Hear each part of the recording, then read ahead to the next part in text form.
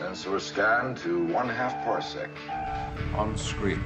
Weapons or maximum. It's more like a big ball of wibbly-wobbly, timey-wimey stuff. Open a channel? All Vipers, break! Impossible to see the future. This is the emergency holographic doctor speaking. You're wasting your energy talking. Helmsman, laid a new course. From the wind. Watch how I saw. Now, it's gone completely. Engage.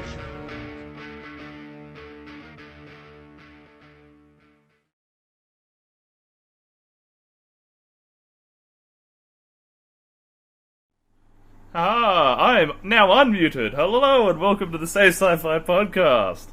I am your host David, and joining me today is a large amount of echo. What Echo! the hell? Echo! We're not live yet, you know. I know.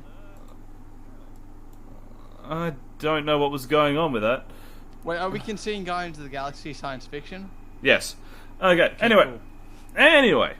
Sorry, starting again. Hello and welcome to the Sci-Fi Podcast. I might have accidentally had a window open in the background that was doing the live stream by accident, thus echoing through the podcast. I hereby apologise. Oh, Muppet.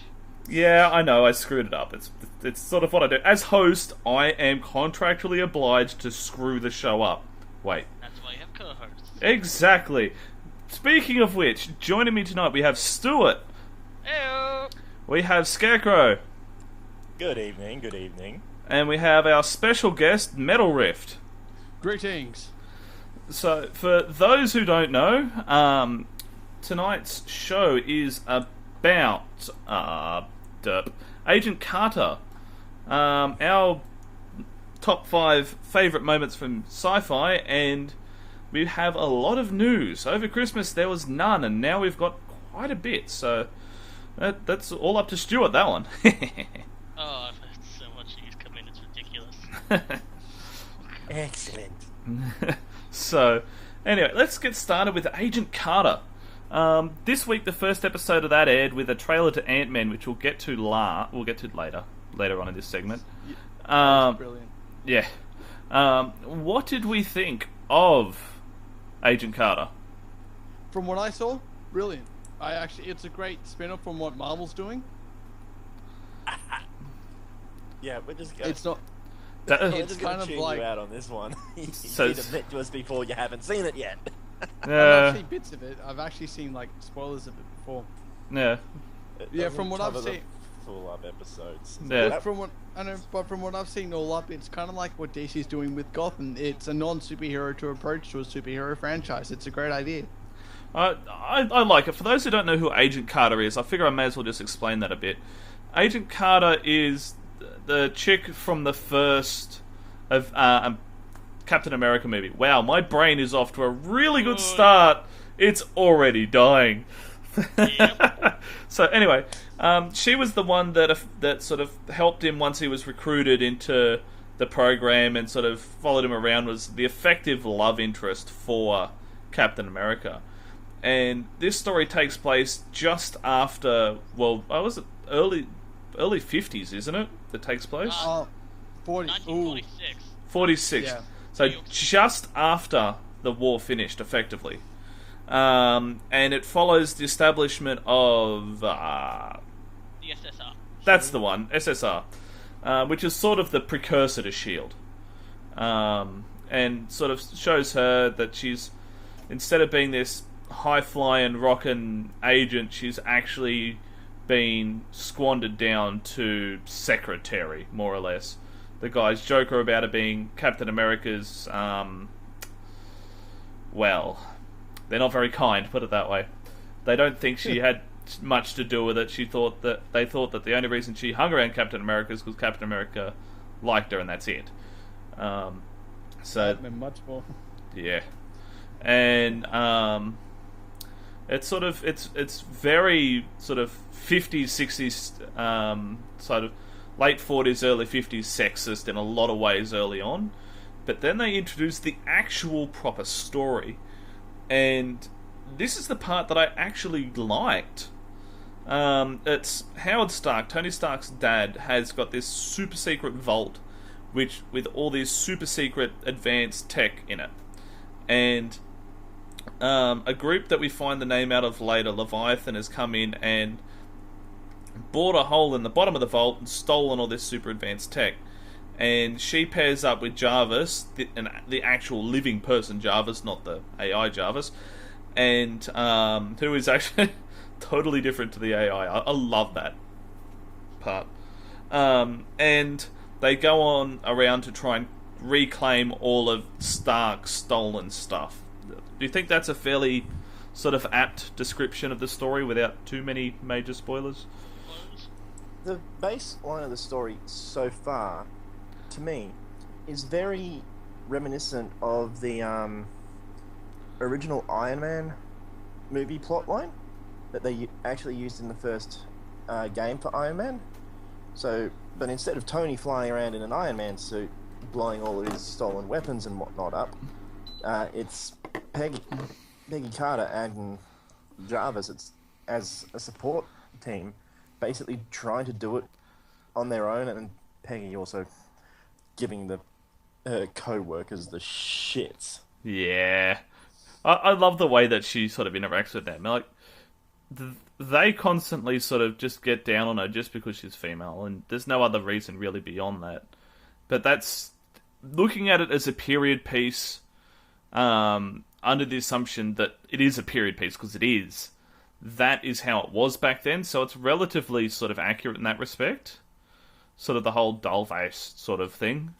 And yeah, I actually really enjoyed it. I watched the first episode twice because I missed part of it, and watched the second episode as well, so because it was a two-parter, episode 1.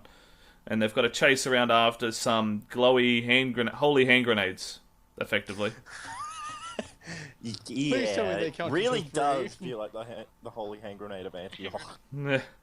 So... Were the creators playing Worms beforehand? Well, Oh, no. I wouldn't be surprised. I am not gonna start. I'm not gonna start the Monty Python references. I can go on forever. So anyway, the premise is that these special sort of explosives not only blow up, but they sort of suck and crush in. And the police, or not the police, not SHIELD, SSR? The SSR boys. The SSR boys think that Howard Stark's gone rogue, and they're out to sort of capture him. And having Howard Stark's butler, Jarvis, helping Peggy, yeah, it sort of works in their favour, sort of doesn't, because every time they try and save the day, something happens which results in Howard getting pinned even more than he was sort of before they did anything. But the destruction of that factory was pretty cool. So you just It was. Yeah. blow up, run away. Then just everything gets sucked back in. Oh, and I did love anyone recognize where the at the end of it where the final kaboom happens? The river. The cliff. Yeah. Does anyone recognize it after the reshape from the explosion? No. I'll have to go back and watch it. Yeah.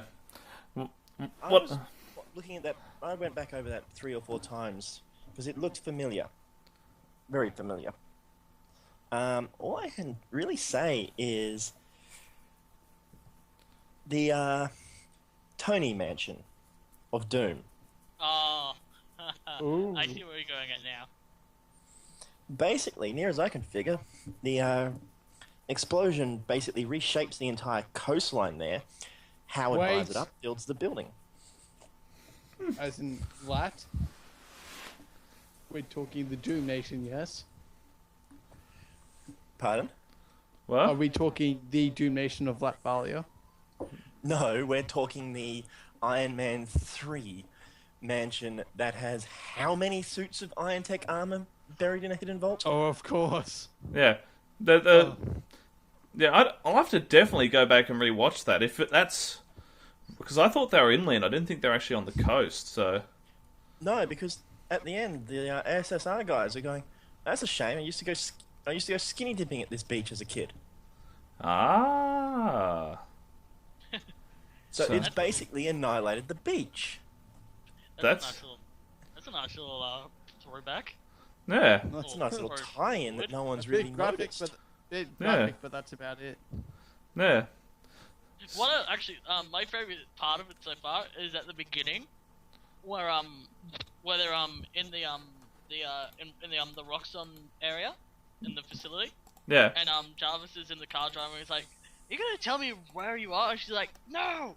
And she jumps on, and she's like, "Go quicker!" And she's like, "I'm going quicker!" And they're just arguing like a married couple. I like it how Jarvis feels is. like it, doesn't it? Yeah, I love it how Jarvis is at home making something for the wife. It's like, I've got to make a souffle. It's got to go in the oven. She's like, this is more important than a souffle. To you it is, but to my wife. Who's the scarier woman in this? Peggy or his wife? My question is this. Because I've noticed one thing about Peggy. About two characters from Agents of S.H.I.E.L.D. that she seems to be the slightly more badass hybrid of. I'm assuming you mean Black Widow and Hawkeye. Agents of Agents of S.H.I.E.L.D. S.H.I.E.L.D. not Agents of S.H.I.E.L.D. Sorry. She seems to be a little bit more of a slightly more badass fusion version of Coulson and May. Yeah. And I like the fact they're doing it that way for her. It's a smaller team for her to work with than what they had on S.H.I.E.L.D. It was very much like a show like NCIS or CSI where they had a team of 6 or so and they all had different roles and abilities. Yeah, exactly. Oh, that's Agents In this of one, S.H.I.E.L.D. Peggy has to be like the Uber agent. Yeah. Well, she does. We do know from flashbacks in the other mainly Iron Man movies that she will be asked eventually by Stark to found S.H.I.E.L.D. So, I'm curious as to when that exactly happens because I don't know. Look, hopefully, this is long shot hoping that the show will get past its first or second season. That they're gonna have to find some way to tie her and then Sharon into Agents of S.H.I.E.L.D. and then progressively the next few Avengers films that have been announced. Yeah. I don't think the TV shows are going to bleed too much into the movies, but I think the movies will definitely bleed into the TV shows. Look at Agents of S.H.I.E.L.D., the whole thing with all the Greenwich incident in the second Thor. Yeah, exactly. And then you've got... Yeah. So there's already been some bleed through into S.H.I.E.L.D., but I don't think S.H.I.E.L.D. is going to bleed through to the movies, as cool as that would be. I'm not so sure about bleeding, but maybe like hinted a few things. Because if you think of it, Sharon Carter, she will play a big role in Captain America 3. Now, comic book readers who are listening, they would know exactly what I'm talking about. Yeah. Speaking of which, if you're in the chat room as a guest, if you log in, we're actually monitoring the chat room. If you guys type something, we'll more than happily give you guys feedback on that. So, if you want to do that, go right ahead. We know one of them is Scarecrow's girlfriend. Oh, yes. Hi. Hello, gorgeous. I did my best to avoid it. I really did. Yeah, we'll get you back to this later, Stuart. we know when you're going to be at anime. I was just about to say, we know when you watch your anime. We'll be watching you too. Just really, really quick, speaking of anime, what? 2? No. It's 2 seconds, shush you. Have you watched the new Outer Noah Zero yet, David? Or are you dodging that altogether? I'm dodging Outer Noah. I didn't enjoy the first season. I don't see the second changing that. Okay. Look, I'm gonna put my statement right here on the Western culture, man. I avoid anime like the plague. Well, you're the odd one out because the three of us watch lots of anime. Yep, we're all weak. Apparently I'm the only one that isn't a Queenslander here as well. So sue me. Yeah. Well, Queensland is the Texas of Australia, so. Yeah. No, that's Tasmania. Get it right. No. Tasmania is the Tasmania is Zeus' butthole of Australia. Yeah, be nice to the Tasmanians. The odds of one of our 4 listeners being Tasmania is practically 0, but yeah, I'll still say be nice. Have internet down there? Dave? Guess who joined the chat room? Hi, Amy. Who's this person? It's Dave? Amy's Scarecrow's While I'm girlfriend. not watching Al Noah, Yeah. I have the positive to report that after 10 plus years, we finally have a sequel to Fafnir the Dead Aggressor. Nice. They've The also... first episode came out 2 days ago, so if you like the original and you also took the time to watch the sequel movie, Heaven and Earth, this one is set a few years after Heaven and Earth, and it looks like it's about to get even screwier than the first parts of it. Nice. What? While we're still on the topic of Agent Carter and sort of that whole Marvel Cinematic Universe, the Deadpool movie, I am ecstatic Yeah. for the Deadpool movie. You gotta admit, Deadpool is the one thing that they can't fuck up. Oh, they'll try. Yeah. They'll try. No, that's the thing. No, You the only can't way they fuck they That's the fuck thing, up is they by can't. No, Deadpool the is only- completely character fucked up is anyway. literally a He fuck up. can't It's get that- more. Okay, Yeah. one at a time, because all I heard was gibberish, so... The only way they can fuck Deadpool up is by not making it R18. If it's anything other than that, it's horrible. Well, see, you're forgetting, they can fuck Deadpool up. Need I say more than Wolverine Origins? Well, you gotta I remember, actually Days like of that Future movie. Past erased everything. Days of Future Past saved the X-Men. I know. I would love them to use this opportunity to bring X-Men into Avengers timeline. I would love to see Avengers 4 X-Men versus X-Men. Sorry, I wanna see- Avengers versus X-Men. That would be epic. What? I Can I wanna see just, Deadpool with the Spidey. Deadpool movie, they can't screw it up because, like you said, they could screw it up if it was PG or so. But if you read some of the comics, they tend to purposely bleep out some of his dialogue for comedic value. They can let off 1 or 2 there, but they won't. That can't exactly boost up the rating too much. If it's infrequent coarse language, they can put it up to PG-15 in the state's rating system at best. So bleeping can actually make it really funny when it comes to comedic timing. Yeah. Okay, anyway, So, yeah. we're going to jump away to our first ad break really quick, just to support those that support Save Sci-Fi. So we'll be back in exactly a minute. Best gift for the fangirl or fanboy in your life? Why, passes to HawaiiCon, of course. The 2015 4-day pass is on sale now through December 31st and makes an amazing present that will give out-of-this-world memories. You can get an extra special present via the Kickstarter campaign, where you can help pick the stars who will appear at the next event. You can choose stars from Doctor Who, Torchwood, Stargate, Firefly, and Farscape. To purchase tickets or more information on the event, visit HawaiiCon.com.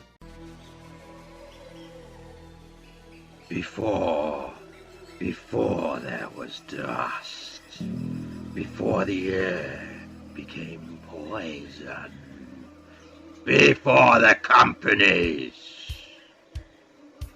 strays, dragons, smugglers, and thieves, will they prevail? www, the Star Crystal. Remember, dare to blink and it may all be gone. And we're back.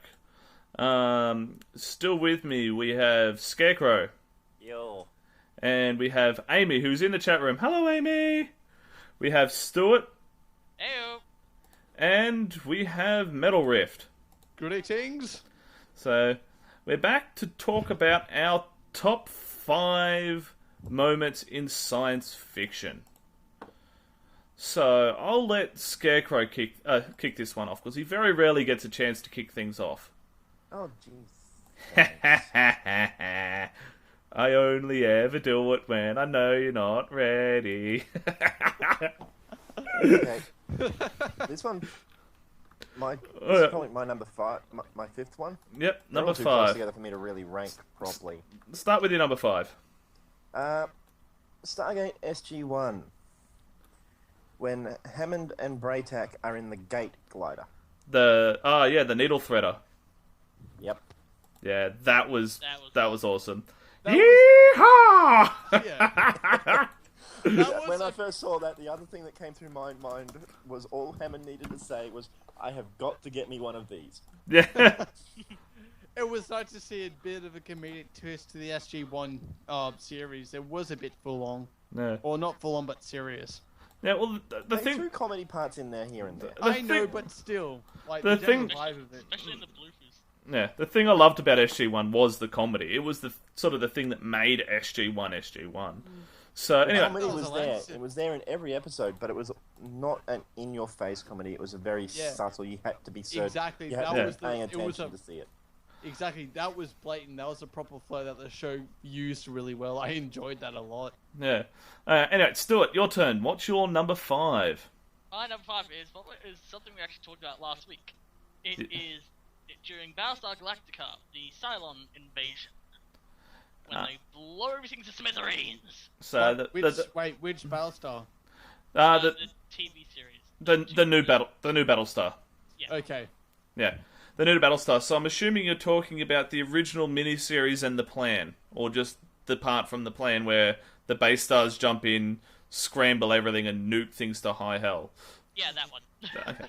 So the plan, the colony shattering crap tons of nukes. That was definitely a really good one. So glorious. So my number 5 would be from Babylon 5. Recently I've been watching Babylon 5.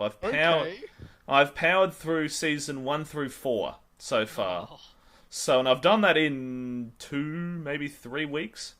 And probably my favourite bit of it so far was when Earth first goes sort of rogue and the Vice President effectively becomes an emperor without actually being emperor. And they make a play for Babylon 5. And Babylon 5's not quite sure sort of how to handle it. They fight them off to a bit. They lose one of their... I can't remember if they lost one or both of the ships that were defending it. I think they only lost one.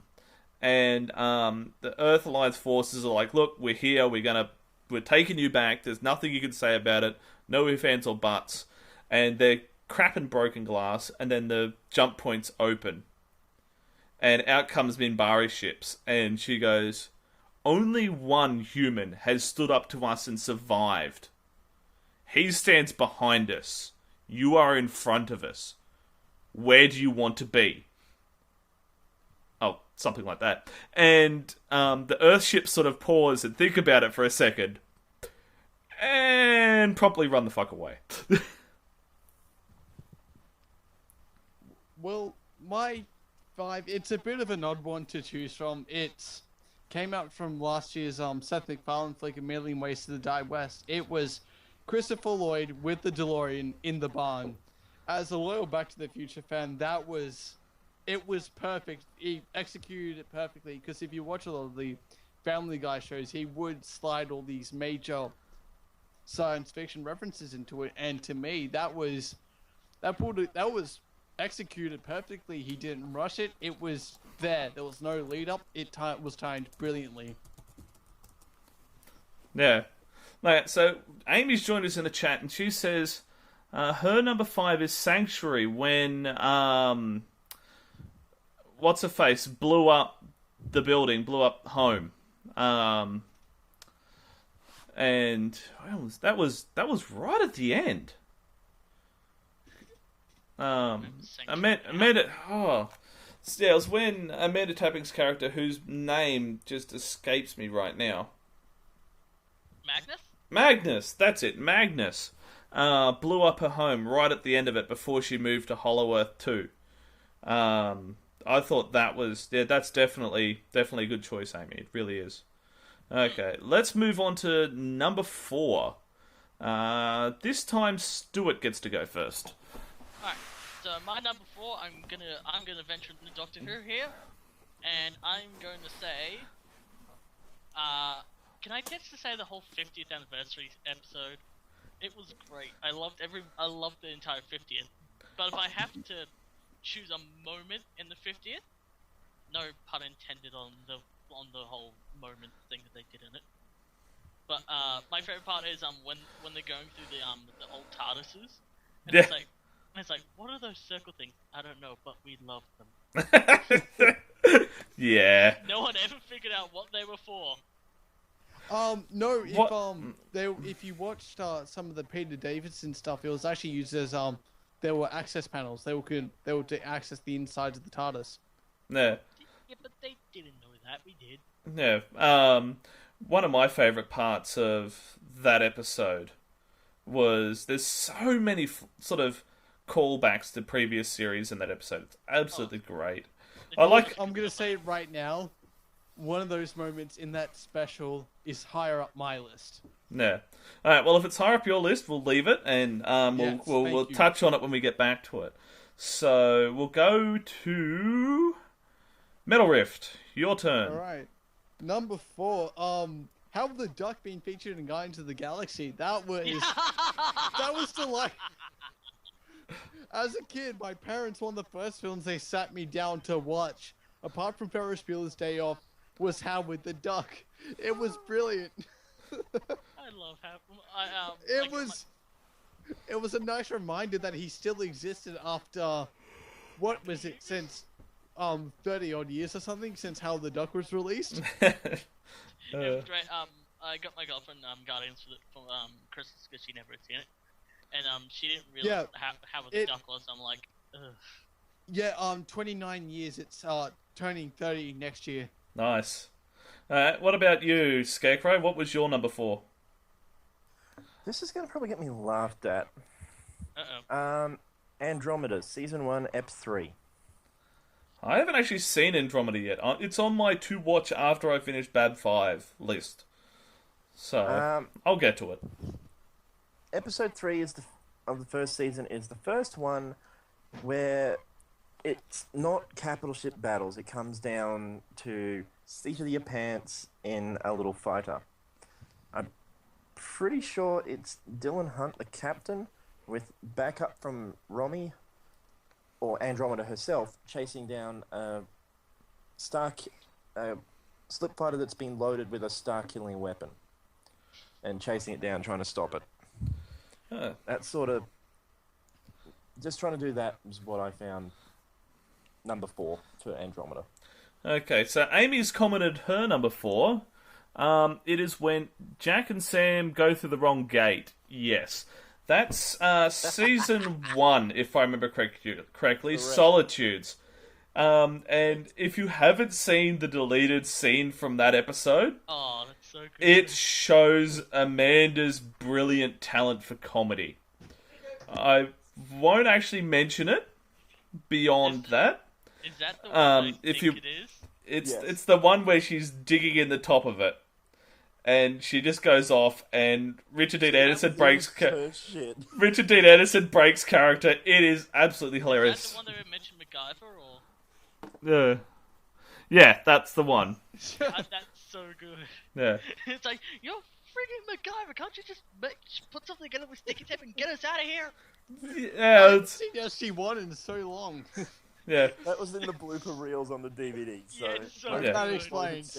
It's all over the internet. So that's Amy's number 4. Yeah, link it to me after the show, Amy, please. Yeah. My number 4 is actually from Farscape, Peacekeeper Wars. Oh, I miss Farscape. That was a good show. I actually quite enjoyed that. So it's the wormhole weapon scene, where he's shot the weapon, it's doubling in size, and he gives the big monologue and forces both parties to the table. It's another one of those epic sort of speech moments, and I think very few moments in sci-fi can sort of stand up to that with sheer, raw, we are screwed if this is allowed to continue. And watching both fleets sort of crap their pants. Yeah.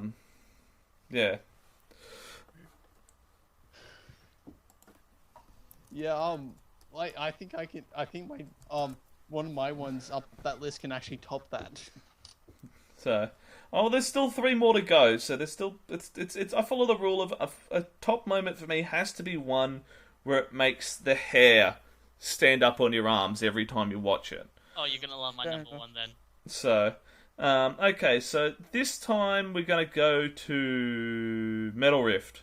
What's your number 3?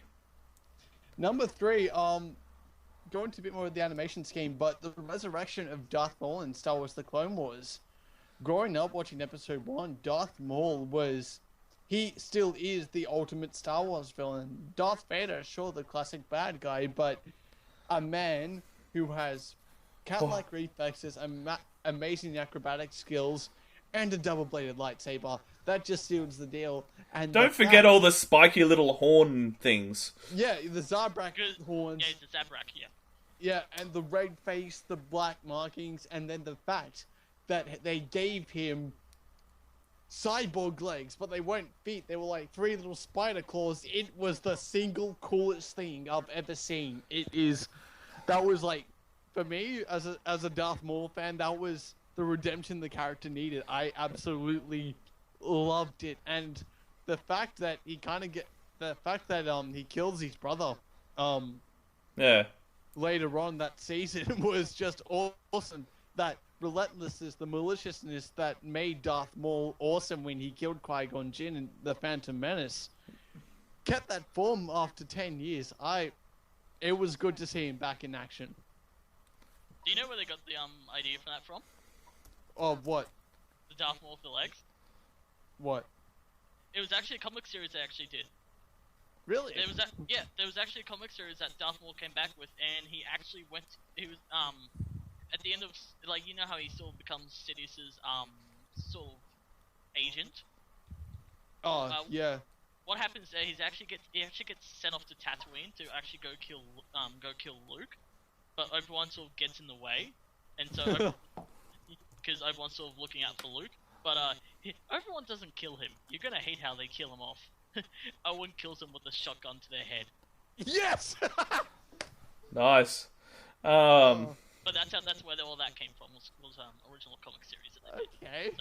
Okay. So it was a but then, reference to that. But the Emperor never knew about Luke. Let's just face it. How do you know?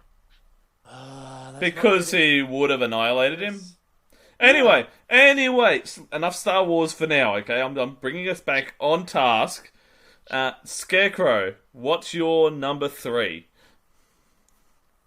And I'm going back into the weird ones. Space Above and Beyond, Episode 6. Ray Butts, as he's flying the hammerhead into the black hole and the damn thing's disassembling around him. I've never seen Space Above and Beyond. So. You really should, considering it started life as an Australian sci-fi before Hollywood took it over. Yeah.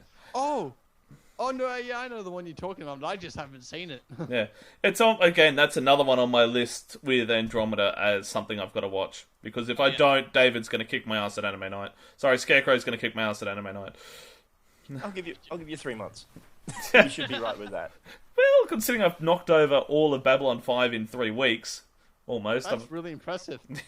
I got 3 days off a week, and I play lots of Minecraft. Shouldn't really have to shouldn't really have to explain it beyond that. So, okay. So who hasn't done their number 3 yet? I'll go with Amy. Oh wow, I see. Rejection. Rejected. I'm almost tempted to chalk Stuart's number 3 up as lost due to the Star Wars babble before. Anyway, she's gone with when Carter blows up a sun with a black hole. Another Stargate ref. Yeah. Son? What son? And Apophis is just like, oh. Balls.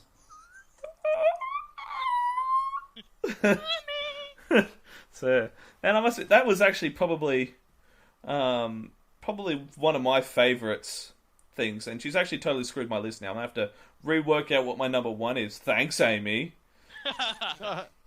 Well done, beautiful. Well done. Spanner in the works, much. Okay, so it's Stuart's turn to do his number 3. My number 3 is... Not important. I'm going to do my number 3. Oh! That happens a lot.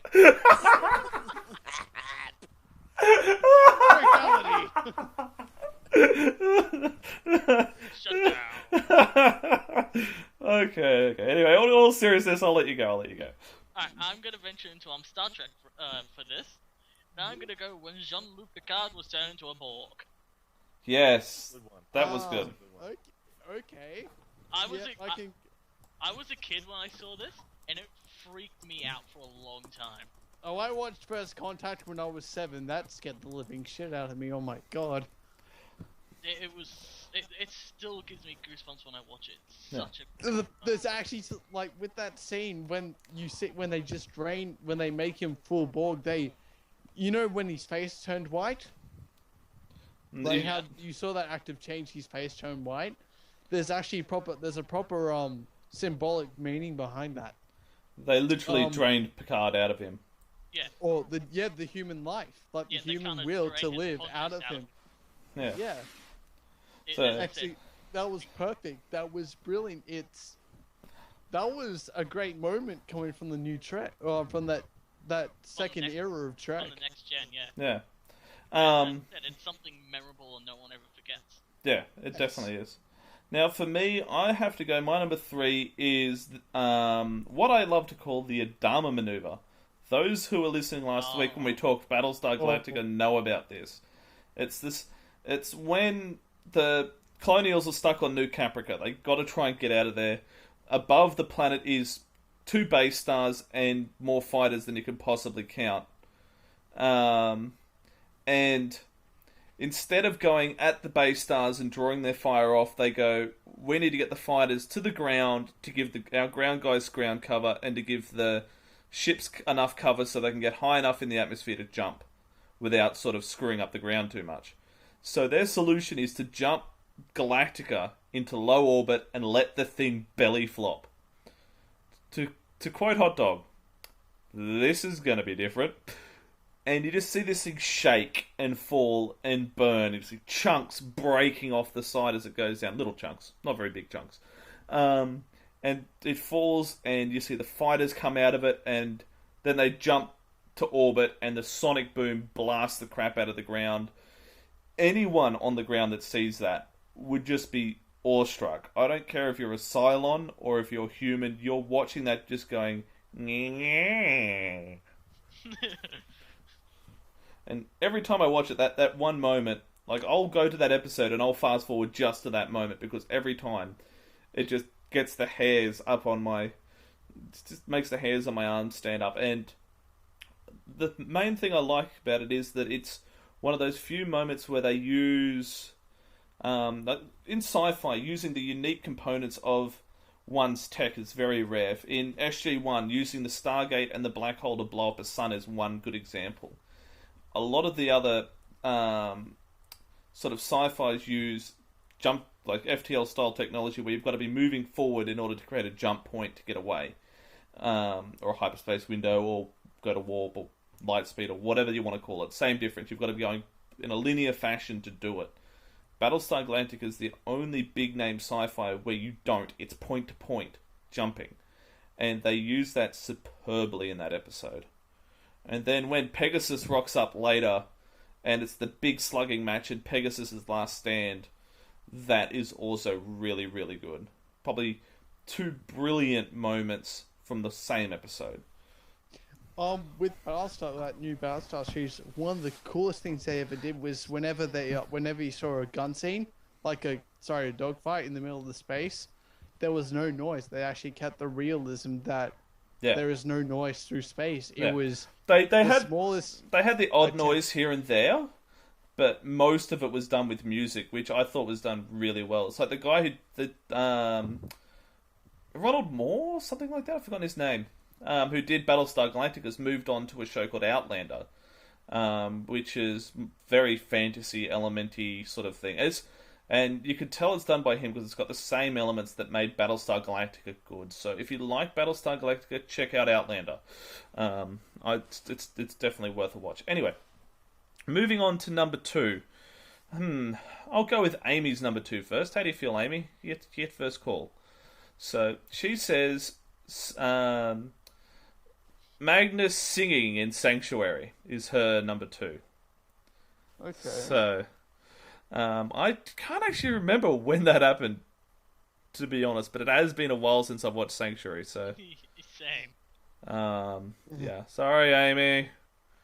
You can hurt David for it later. It's not my fault, it's his fault. Just remember that.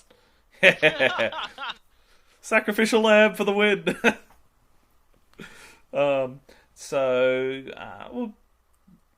We'll go with my number 2 as the second one.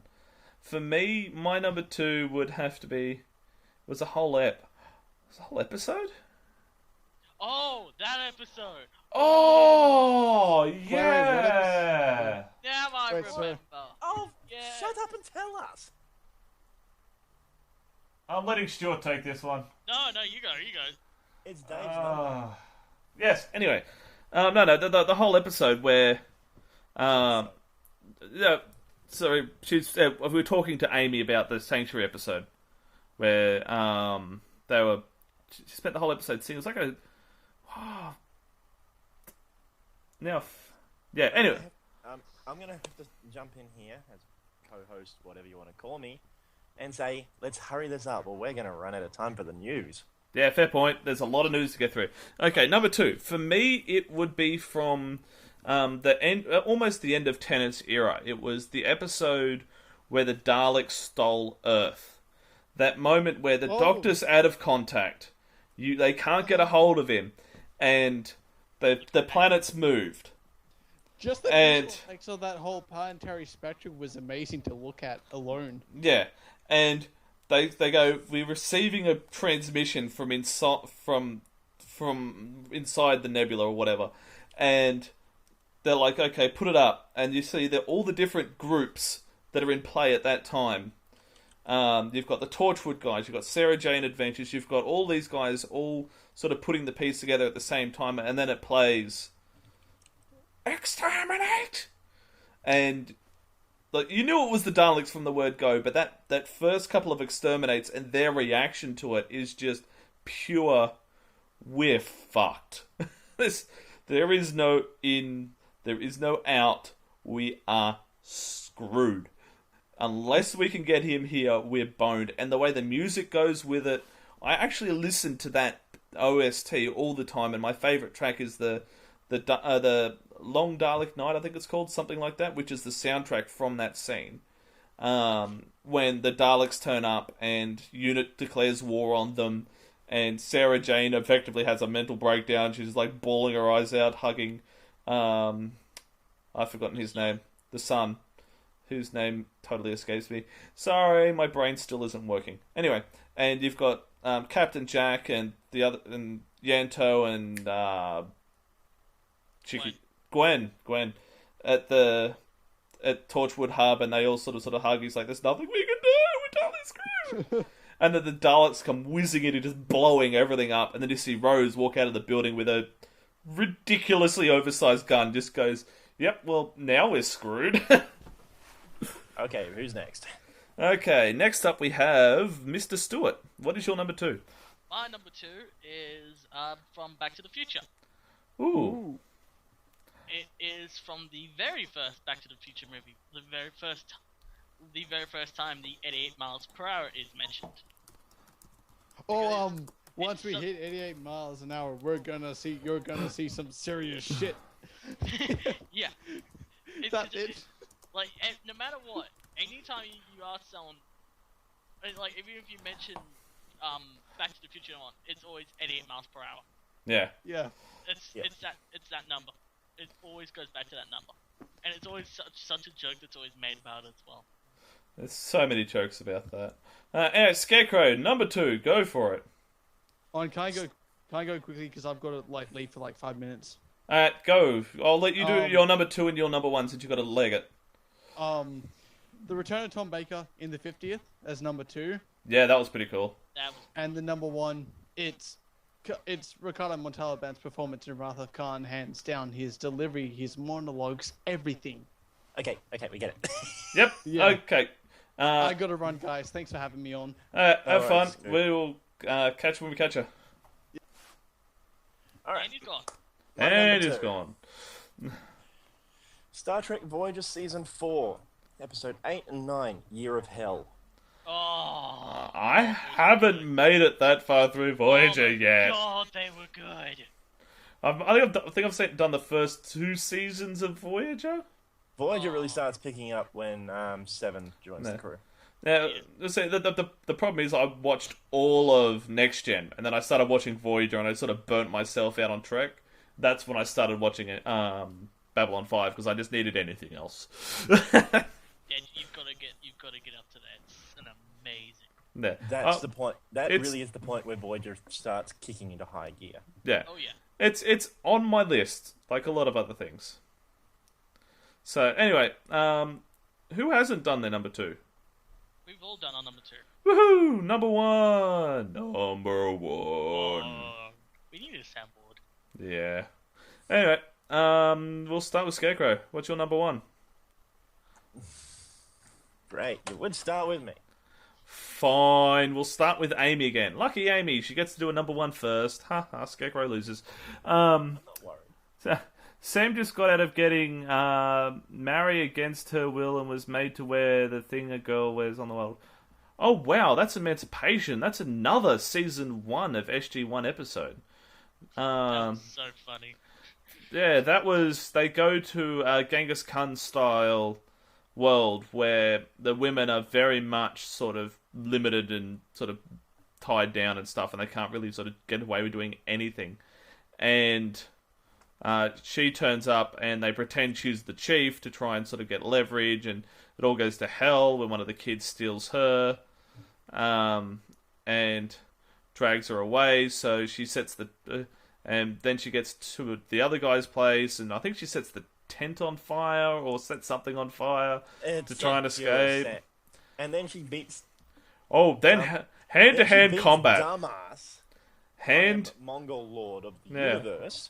Hand-to-hand combat. A big machete, and she pulls out a standard combat knife. That was actually probably one of her best moments of her entire time on SG-1 was that fight, and it was really early on. It just sort of established her as a character really, really well. That's a really good choice for a number 1. Okay, Stuart, number 1, go. My number 1 actually started off as a deleted scene, but is now added into the movies. It was the deleted scene from episode 6, where Luke is tinkering with his new lightsaber on Tatooine. Okay, I don't remember that. It was re-released when they did the Blu-ray bundle. It was a delete, because you know how R2 has Luke's lightsaber in him when he's on Jabba's thing. Yeah. So what the deleted scene is, it shows Luke tinkering with it, like fixing it. Yeah. And then he then turns it on, turns it off, and like checks to see if it's working, puts it in R2, and then the droids sent off to Jabba. Okay. Because the thing with Luke's lightsaber is that he found the book in Ben's house, so it's sort of a little throwback to that. And it always made me, and it had my hair stick up on end, and it was really cool. Nice. Okay, Scarecrow, are you ready yet? Yep. Okay, number 1, go. Well, this one's from an anime, of all things. Yeah, why am I not surprised it's from anime? Hey, I've put a lot of thought into this. It's not Gundam, it's nothing like that. It would count as a traditional sci-fi apart from the animation. Let me guess, Star Battleship Yamato. Space Battleship Yamato Revival. Same difference. Movie that did not get enough coverage as it should, when Yamato destroys a moving black hole with its main gun. How does that even happen? How does that even physics? Anime and sci-fi logic rolled into one. Yeah, fair point. Now, for me, admittedly, I only did this because Amy bet me to it. And I blame Amy for this, so... Nah. Well done, beautiful. Number 1, which was normally my number 6, but it's got bumped to number 1 by default, is The Death of Spock. There's very few things in sci-fi, moments in sci-fi that make you cry. Like, genuinely cry. And that is probably one of them. I cried when I saw it, and I hardly ever cry in movies. Yeah. And slightly teary. yeah. Are we talking such new a Spock tearjerker. or old Spock? Original Spock. When Spock dies, and you sort of see them launch him in a tube and lob him down onto the planet after the Genesis device. So, yeah. Anyway, that's our top 10. Just to recap really quick, mine were Babylon 5, the scene where the Minbari? Yeah, Minbari chick sort of stands up for the station. Farscape wormhole weapon, a Dharma maneuver, the Daleks attacking Earth as they try and sort of Tenet tries to get there to save the day, and the death of Spock. Stuart, what's yours again? Recap, go. Oh god, jeez, I can't remember my number 3. That's why I wrote them down. Let's skip the recap. We've got maybe 4 or 5 minutes left of the broadcast. Yeah, and I have a lot of news to get through. We've got 10 minutes, so... Okay, screw it, skipping the recast, let's jump right into the news. Won't even take an ad break, just straight into the news. Straight into news, and there is a ton of it that came out about a few days after New Year's. Yeah, straight after we did the New Year's broadcast, there was like 7 pieces of news. It was like, news came out at once. It's like, god damn it. Alright, so first piece is a Supergirl deal was made that may cross over with Flash and Arrow, the TV series on CW, which is really cool because I actually really like Kara, so I'm really happy that might happen. Yeah, that'd be pretty cool. Going into the next one, which is isn't actually a TV show. It is a planet, Kepler 438b, the most Earth-like planet ever discovered, and it could be home to alien life. I'm just going to do a quick brief of this. Basically, they found a planet, and that basically it could have alien life on it. Plain and simple. Yeah. The way they'll work out if it has alien life on it, we can actually do that from a distance, and I'll be really, really quick in explaining this, the sciencey side of things, because I'm Mr. Science until I forget. And yes, I know. Yeah, shush you. Amy said something I just want to address. If I said 10, I meant 5. I'm sorry, okay? We only had enough time to do with 5 each. Not the point. Anyway, what they do is they wait for the planet to pass in front of the sun, and they can use the light that's reflected by the atmosphere to work out what's in the atmosphere. If the atmosphere has a large amount of, decent amount of oxygen, and some methane in it, then there's a good chance there's life, because oxygen and ozone don't really form naturally in an atmosphere. And methane breaks down really quickly in an atmosphere. Methane tends to be generated by life. There's a few minor geological processes, but not many that can generate it. So if there's methane and lots of just O2 and O3, then there's a good chance there's life on that planet, and that's what they're waiting to do next. They're waiting for the next time it passes through in order to get a good check on the actual frequencies of the light and do the wibbly-wobbly mathy-wathy on it and sort it out. Anyway, yeah, Stuart, go. 5 minutes. Yeah. Next one is that Jeremy Renner is back in his Hawkeye costume, but he can't say why. Many in speculation have believed that he may have a thing to do with Agents of S.H.I.E.L.D. That'd be pretty cool. Yes. Agreed. Yes. Since we already know he's done in the Avengers, it won't be that because they've already done the filming. Yeah. I'm sorry I dropped out temporarily. What happened? What did I miss? I'm sorry. I'm actually back.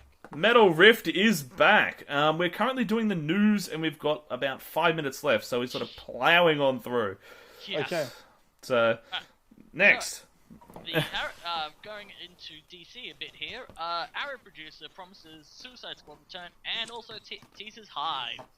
For those who don't know, Hive is a villainous organization in the DC comics that is responsible for the murder of Diggle's brother. So that is at the hands of Deadshot. Yeah. So that would be interesting. Also, how the heck do they plan to have 2 Suicide Squads? Yeah, see, again, that's another one of those DC rants that I'm just going to totally avoid right now because we just don't have the time. Yeah. But at least they're doing the effort of putting what would be the equivalent of, 3 shows into the Arrow universe now? Arrow, Flash, and Supergirl. Yeah, anyway. Okay. Yeah. Yeah, keep going. Keep it rolling. Yeah, go. Next. Right, back to Marvel. There is going to be a Gambit movie. I know. I'm actually hyped for that. Announced for October 7, 2016 with Channing Tatum. Interesting call at first, but then if you watched him in something like White House Down, he's actually suited for it. He acted really well. Yeah. And he's actually been lobbying this for a long time, so I'm actually really happy. Yeah, and at least it's someone who wanted it, not someone the directors choose. Yeah, like he was wanting to actually do this for a long time. That's good. Yes. Yeah. Go. Jump. This one I'm iffy on. Scarlett Johansson signs on for Ghost in the Shell American adaptation of the live action. Yeah, I was sort of hoping we'd have enough time to have a bit of a chat about that one. But the problem I have with this, Americans can't do live actions. yeah. For example, Dragon Ball. Yeah. Second example, Avatar. Oh, but no, that's not the Americans' fault. That's M. Night Shyamalan's fault. Yeah. That's the director's fault right there. Going on to some more science talk. Neil deGrasse Tyson is going to host a late night Star Talk on Whoa. I can't let that one pass. Neil deGrasse Tyson. Sorry, I got it wrong. My mistake. Sorry, he is effectively a god, so continue. So yes, he's going to have a late night series called Star Talk, premiering on the National Geographic Channel in April. Which is going to, apparently from what I've heard, it's going to be similar to his Star Talk podcast that he does, which is going to be awesome. Yeah, that's really cool. I saw that and I was like, yes. Sorry, I got the name wrong. Yes, next. Quickly moving on. Writer Gary Whitta leaves the first standalone Star Wars film. Sorry, can you repeat that? Gary Whitta, who was one of the writers for the standalone Star Wars film, has completely left it. He's gone. He's no longer involved in it. Yeah. Ooh. Okay. Which we all know what 3 standalone films are coming out. Yes. Yeah. Rebel 5. Red 5. Boba Fett and Han Solo. Yeah. Yes. So the anyway, Boba Fett film is going to be amazing. I don't care. There's no way they can screw it up. I'm actually really looking forward to that because I actually like Boba a lot. yeah. So. Okay. Next. Next. Last but not least, and this one I'm really happy about. Vixen. DC hero Vixen is getting an animated series on CW Seed, which is sort of their animated area. It's their online content branch, and she's also going to be featuring Barry Allen and Oliver Queen as Flash and Arrow. So it's effectively a 4th, but not quite a 4th, if you know what I mean, for that universe. Yeah. This is interesting because this sparks a lot of things with the whole end of Young Justice, because Vixen was in Young Justice. Yeah. So this could potentially lead to a new Justice League of America or something along those lines, like another spin-off animated series that they could do with it. Yeah, which would be pretty cool. Anyway, we've got about a minute and a bit left, so time to start doing the outro. So, Stuart, I'll let you go first. I need water. Reading that so quickly was tiring. Thank you for listening, everyone. Yes, good work with the news. Good work with the news. This week, for the first week ever, you're not fired. How do you feel? Yay! Wait, this is a record. No one got fired. Yeah. Oh, Cooper, you're fired. Cooper, you're fired. No! Sorry. No! Can't really fire Amy because Scarecrow can kill me. Yeah. She's not really... Yeah. Anyway, Scarecrow, your turn. Go. Have a good week, guys. Don't screw up. Screwing up is what we do. So, Metal Rift, your turn. Thank you, my first proper podcast, and thanks for having me on. Hopefully I'll be on future shows and future episodes. Keep things geeky, keep sci-fi. Yeah, you're more than welcome to join us whenever we're on. We're always on at the same time. For those who don't know, check out the Save Sci-Fi Facebook page. It's where we post most of our content, including the Ultimate Evil Starship Crew. Seriously, guys, if you're voting on an Evil Starship Crew, stop nominating good guys. Seriously, if it's an evil crew, It's an evil character crew. As captain, okay? It shouldn't be that hard to work out. I shouldn't have to spell it out. Why do I have to spell it out? It made our host go insane. Little bit. Okay. That's not happening. He's already there. Yeah. Anyway, guys, have fun. Catch you later, and we shall see you next time. We shall see you next time. We shall see you next time. We shall see you next time. We shall see you next.